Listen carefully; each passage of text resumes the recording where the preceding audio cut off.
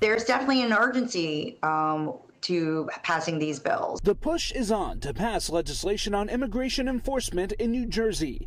The package of bills looks to codify provisions from the Immigrant Trust Directive, a landmark statewide policy first issued in 2018 designed to strengthen trust between New Jersey's law enforcement officers and immigrant communities. Democratic Assemblywoman Ellen Park, an immigrant herself, is authoring the legislation, which advanced this week. We had over 200 people come and testify about their own personal experiences and what's happening in different counties. If passed into law, one bill would prohibit state, county, or local law enforcement from providing certain types of assistance to federal immigration authorities when the sole purpose is to enforce federal civil immigration law. Another bill would require the state attorney general to develop model policies on how sensitive locations like schools, hospitals, shelters, and places of worship interact with federal civil law enforcement to ensure people aren't deterred from going. I think these are basic amenities that we as Jerseyans should be able to provide for our neighbors. Outgoing State Attorney General Matt Plotkin saying on Tuesday the Immigrant Trust Directive has been important for public safety. I'm not going to comment on any specific legislation,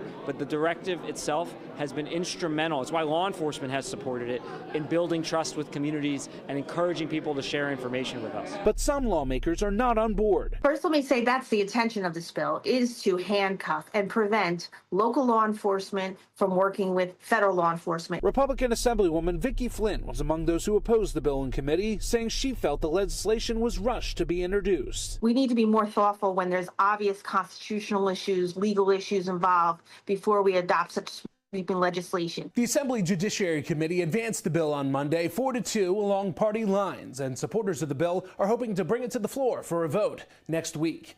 Reporting in the State House in Trenton, Jim Vassell, Pix 11 News.